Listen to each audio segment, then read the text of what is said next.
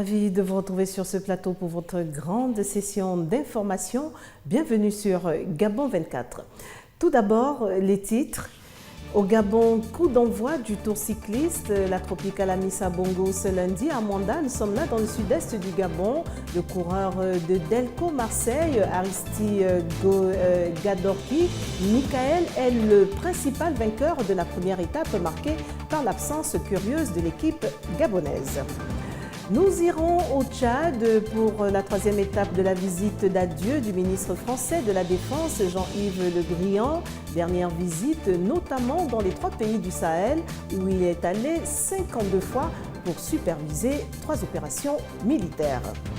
Et puis nous finirons en Espagne, précisément à Barcelone, où s'ouvre le congrès mondial de la téléphonie mobile, consacré aux nouvelles tendances et perspectives du secteur. Plus de 50 000 professionnels de l'industrie des communications mobiles sont attendus. Voilà pour le fil conducteur de cette grande session d'information. Madame, Monsieur, voici votre journal. Et nous commençons par la page du Gabon. Tout d'abord, visite d'une délégation du FMI ce lundi chez le ministre du Budget et des Comptes publics. Occasion pour cette dernière de faire un bilan d'étape aux membres du gouvernement. En séjour depuis plusieurs jours à Libreville, la délégation veut appuyer les efforts engagés par le Gabon, soucieux de relancer son économie encore largement dépendante du secteur pétrolier. Kenny Ongouri, Jospin Bombadianga. Séjournant en terre gabonaise depuis plusieurs jours avec pour objectif de contribuer au rééquilibrage de l'économie du Gabon et de participer à la mise en place de certaines réformes en vue de sortir le Gabon d'une économie de rente longtemps adossée sur les ressources pétrolières. La délégation du Fonds monétaire international s'est rendue ce lundi au cabinet du ministre du Budget et des Comptes publics. Depuis un certain nombre de jours, pour nous aider à reconstruire notre économie et surtout pour nous aider à mettre en forme des réformes qui nous permettraient de sortir le Gabon de cette économie de rente trop adossée au pétrole. Donc ils sont venus ce matin ici pour faire un point d'étape et nous avons constaté la convergence de vues, à savoir que sur le long terme et le long et le moyen terme, le Gabon est très bien parti. Il nous reste juste le court terme. Pour le Fonds monétaire, ils se demandent si la chute s'est stabilisée et nous leur avons fait la démonstration que 2017 ne saurait être pire que 2016. Nous nous sommes séparés, convaincus que nous pouvons continuer à travailler ensemble pour mettre en place un plan de réforme. Cette réunion d'étape tient lieu de constat alors qu'en fin d'année 2016, le taux de croissance du Gabon était passé à 2%. Cette année, la chute semble s'être stabilisée. En bref et en images, un conseil des ministres s'est tenu ce lundi en présence du chef de l'État Ali Bongo Ndimba au Palais Rénovation de Libreville. Plusieurs dossiers étaient sur la table du gouvernement, entre autres dans le secteur de l'éducation avec la grève des enseignants et les mesures prises par le gouvernement, le début de la Tropicale Amissa Bongo et les travaux en commission pour les préparatifs du dialogue. Les détails de ce conclave et le communiqué final du porte-parole du gouvernement vous seront livrés lors de nos prochaines sessions d'information. L'actualité au Gabon, c'est aussi l'ouverture ce lundi à l'Institut de l'économie et des finances de Libreville d'un espace de formation à distance sur le programme de budget dans la zone CEMAC, la Communauté économique et monétaire d'Afrique centrale. Une formation qui concerne 160 personnes issues de la CEMAC. Kevin Oswaldoukaga, Limbris Boubala et Hervé Don. L'Institut d'économie et des finances basé au Gabon se dote d'une salle de formation adaptée à distance. La formation sera axée sur le budget de programme dans la zone de la Communauté économique et monétaire de l'Afrique centrale, en abrégé CEMAC. L'espace a été officiellement ouvert ce lundi dans la capitale gabonaise en présence de l'ensemble des partenaires de ce projet, dont l'Union européenne et le PNUD. Cette action de formation massive sur le budget programme vise à renforcer la capacité d'environ 160 agents des régies financières des 6 pays de la CEMAC, que sont, est-il besoin de le rappeler, le Cameroun, la République centrafricaine, le Congo, le Gabon, la Guinée équatoriale et le Tchad, auxquels s'ajoutent Sao Tomé et Principe et la République démocratique du Congo. En effet, ces États sont tous engagés dans des réformes en profondeur de leur cadre de gestion des finances publiques sur la base des directives communautaires adoptées en 2011. Il s'agit d'une salle dédiée au e-learning équipée en matériel et qui s'inscrit dans le programme au commerce à l'intégration économique. Nous sommes au PNUD convaincus que les interventions de développement effectives sont indissociables de la gestion transparente et inclusive des finances publiques. L'assistance du PNUD a par ailleurs servi à démocratiser la gestion des finances publiques en formant des institutions chargées de la surveillance budgétaire tout en impliquant les organisations de la société civile dans la priorisation des dépenses. Ce projet, financé en partie par l'Union européenne, vise à contribuer à améliorer l'intégration des économies de l'Afrique centrale et faciliter leur insertion harmonieuse et durable. Ouvrons la page Afrique au Tchad, où le ministre français de la Défense, Jean-Yves Le Drian, a achevé dimanche soir sa tournée d'adieu au Sahel, à Faya-Largeau, dans le nord du Tchad. Après Bamako, le ministre a été reçu à N'Djamena par le président Idriss Déby Itno. Le récit de Lardingue Mamba.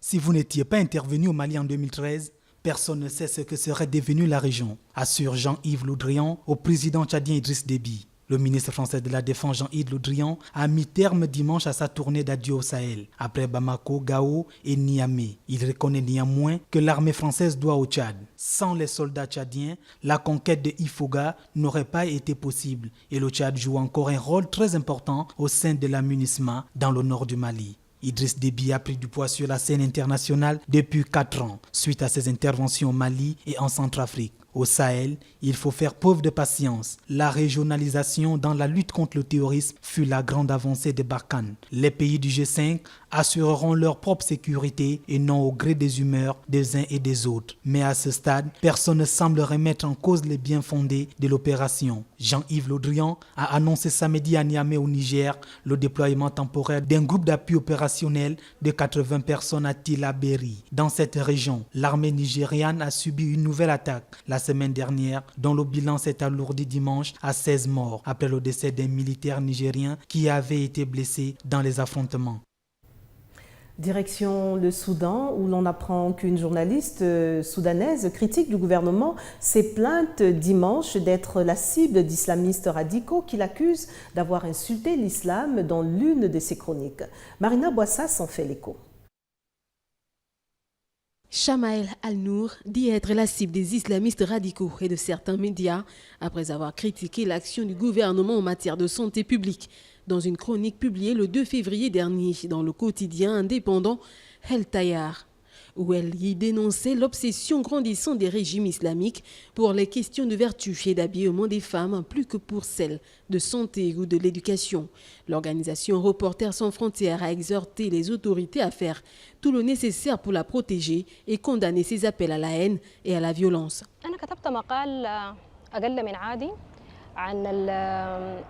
J'ai écrit un article sur le fait que l'État impose aux femmes des tenues vestimentaires comme le voile et aussi sur le fait qu'ils disent aux gens comment ils doivent prier. Ce n'est pas la première fois que Chamael Al-Nour rédige un article critique contre le gouvernement, mais cette dernière chronique a provoqué une virulente campagne à son encontre. Je ne peux pas dire que j'ai une vie normale. Je ne peux plus aller où je veux et je ne peux plus me déplacer seule. Âgée aujourd'hui de 36 ans, la journaliste avoue que dans la société soudanaise, c'est problématique lorsqu'une femme commence à parler de ce genre de sujet où l'on critique des penseurs islamiques. L'imam a condamné les écrits de Chamael Al-Nour lors de son sermon de la grande prière du vendredi dans une mosquée de Khartoum. Un violent incendie a ravagé tôt ce lundi le plus grand marché de Mogadiscio, la capitale somalienne. Présents sur les lieux du drame, aux premières heures, les sapeurs-pompiers se sont investis pour venir à bout des flammes qui avaient largement consommé des boutiques. Le récit de Ludmila Tuntum. Des boutiques et leur contenu réduits ensemble dans le marché de Baraka, le plus grand marché de Mogadiscio, la capitale somalienne. Le feu qui s'est déclaré tout lundi, après la prière des premières heures du matin, selon les témoins oculaires, n'aurait pas fait de victimes et causé d'énormes dégâts matériels. Tout le stock de différents magasins serait parti en fumée. Le feu a englouti 2 km², principalement dans les magasins construits en tôle ondulée de fer. Puisse Allah aider ceux qui ont été touchés par la tragédie du feu. Le feu a éclaté vers 4 heures du matin, juste après les premières prières du matin, et le feu est encore en train de détruire de grandes zones du marché et il y a plusieurs pompiers ici qui essaient d'éteindre le feu. Les gens sont très choqués. Certains d'entre eux tentent de sauver leurs marchandises dans le feu. Les flammes particulièrement impressionnantes sous les yeux choqués et impuissants des commerçants. Les causes exactes de ce sinistre ne sont pas encore connues. Les sapeurs-pompiers sont depuis à pied d'œuvre pour venir à bout du feu ravageur. Pas en reste vos actualités hors du continent. Tout d'abord, tel que je vous l'annonçais en titre, en Espagne, le Congrès mondial des télécoms a ouvert ses portes à Barcelone ce lundi. Les drones et la 5e génération de réseaux mobiles 5G, normalement annoncés pour 2020, ont été présentés, une référence mondiale du secteur. Les détails dans ce regard de Svetlana Gladys Maganga. Ouverture ce lundi à Barcelone pour 4 jours du Congrès mondial des télécoms consacré aux évolutions de la téléphonie mobile dans le monde et organisé par l'Association mondiale des opérateurs. Le congrès, référence mondiale du secteur au même titre que le Consumer Electronics Show de Las Vegas, attend plus de 100 000 visiteurs entre les stands des quelques 2000 exposants présents cette année.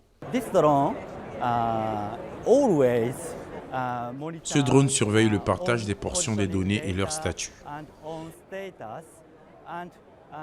il est équipé d'une caméra. Donc les drones cellulaires transfèrent ces données au centre de contrôle par réseau cellulaire. Reflet du rôle central joué par les réseaux de téléphonie mobile dans la transformation numérique, le Congrès voit apparaître de plus en plus de véhicules, drones et autres applications dans ses allées, aux côtés des sujets plus traditionnels tels que la 5e génération des réseaux mobiles, très attendue et normalement annoncée pour 2020 dans sa version commerciale. Dans un domaine de l'Internet industriel, la 5G permettra de gérer la latence et dans un environnement de production. Chaque cloud peut se connecter à des robots de production afin d'augmenter l'efficacité de la fabrication des entreprises industrielles.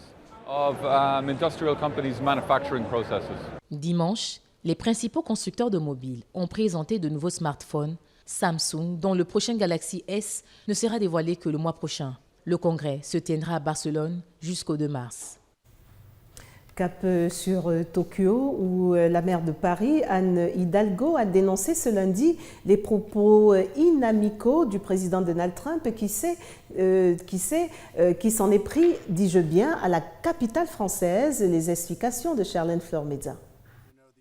Les commentaires du président américain Donald Trump sur les problèmes de sécurité à Paris ont suscité des réactions en France. Rappelons que le chef de la Maison-Blanche a déclaré qu'un de ses amis, qui passait régulièrement ses vacances à Paris, n'envisageait plus de se rendre dans la capitale française et disait que Paris n'était plus Paris. Ce sont des propos inamicaux et personne ne pointe du doigt le fait que, par exemple, la criminalité dans les grandes villes américaines liée à la vente libre des armes soit aussi un fléau qui tue énormément, et on ne va pas s'amuser à faire des comparaisons. Paris accueille de nouveau les touristes japonais et pour nous c'est quelque chose de très positif. Il y a une augmentation très très importante sur les chiffres de réservation sur le premier trimestre 2017. Je crois qu'on est à plus de 80% d'augmentation par rapport à l'année dernière. Ces remarques avaient également fortement déplu au président de la République française, François Hollande, qui avait retorqué lors de sa visite au salon de l'agriculture. Malgré de nombreux attentats terroristes, la France tente de redorer son image.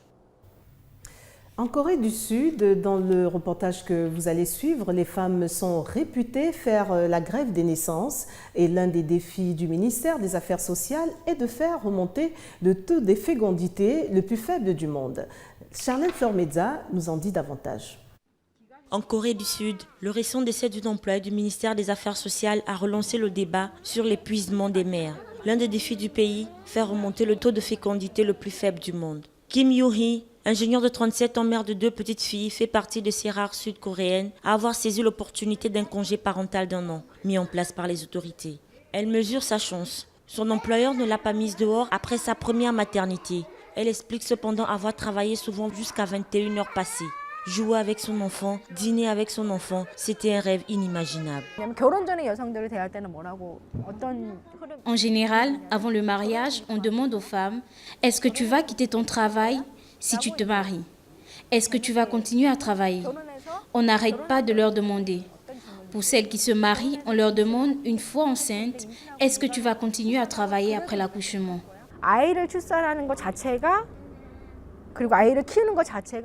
Je pense que les gens ne poseraient pas ces questions si on vivait dans un environnement social qui accepte de laisser ses enfants pendant les heures de travail tout en s'en occupant.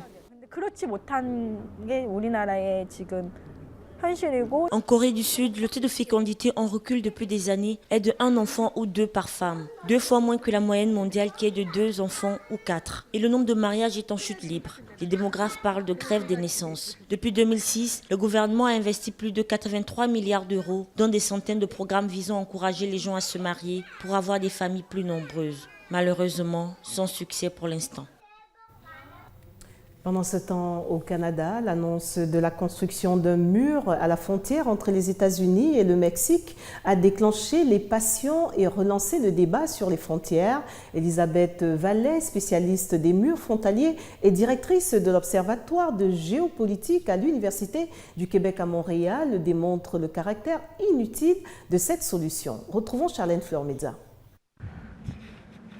La Hongrie construit une clôture avec la Serbie pour empêcher les migrants de passer. Donald Trump veut ériger un mur complet entre les États-Unis et le Mexique. La planète se barricade encore un peu plus cette année. Mais la construction de ces murs frontaliers ne serait pas la solution appropriée. Le fait que le mur apparaisse comme une solution acceptable et même une solution pour laquelle on a vu un engouement littéralement dans la campagne électorale américaine, témoigne de ce besoin peut-être d'avoir une solution rapide, pratiquement monocausale. Ça va un peu avec les théories du complot d'ailleurs. C'est facile, on a une réponse, un critère et tout va bien aller, alors que la véritable réponse est beaucoup plus complexe.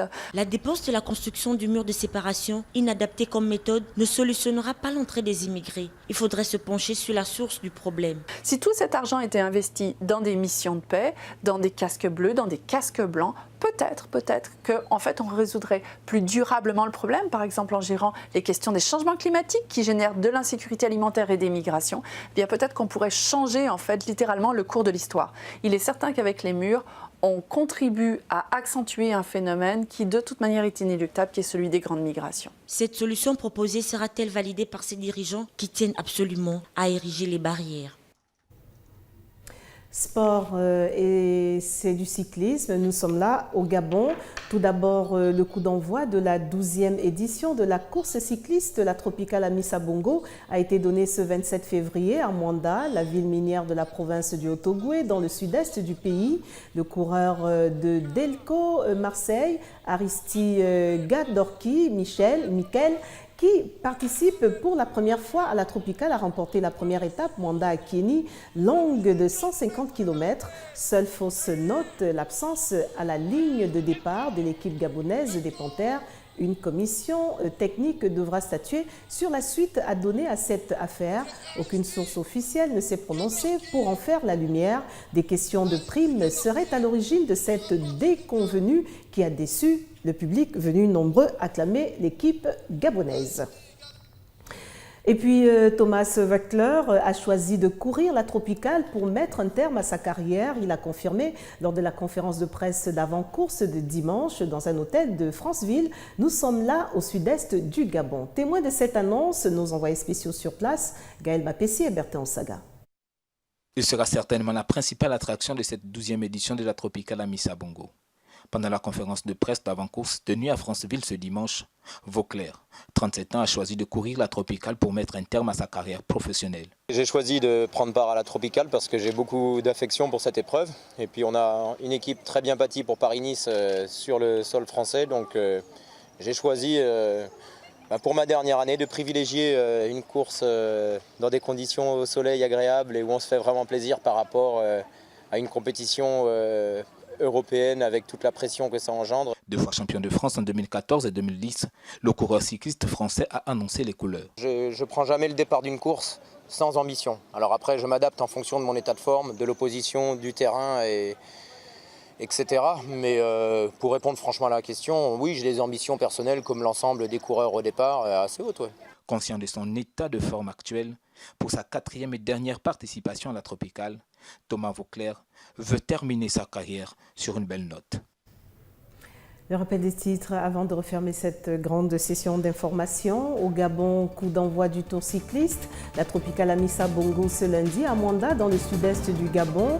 Le coureur de Delco Marseille, Aristide Gadorki, Mikel, est le principal vainqueur de la première étape, marquée par l'absence curieuse de l'équipe gabonaise. Nous étions au Tchad, où la 3e étape de la visite d'adieu du ministre français de la Défense, Jean-Yves Le Drian, dernière visite notamment dans 3 pays du Sahel, où il est donc allé 52 fois pour superviser 3 opérations militaires. Et puis nous étions aussi en Espagne, précisément à Barcelone, où s'ouvre le Congrès mondial de la téléphonie mobile, consacré aux nouvelles tendances et perspectives du secteur. Plus de 50 000 professionnels de l'industrie des communications mobiles sont attendus. Voilà, Madame, Monsieur, tout ce qui a retenu notre attention pour cette grande session d'information. Au nom de toute l'équipe, merci pour votre fidélité. L'information continue sur Gabon 24, mais en attendant, n'oubliez surtout pas que quoi qu'il arrive entre-temps, gardez le sourire. Au revoir.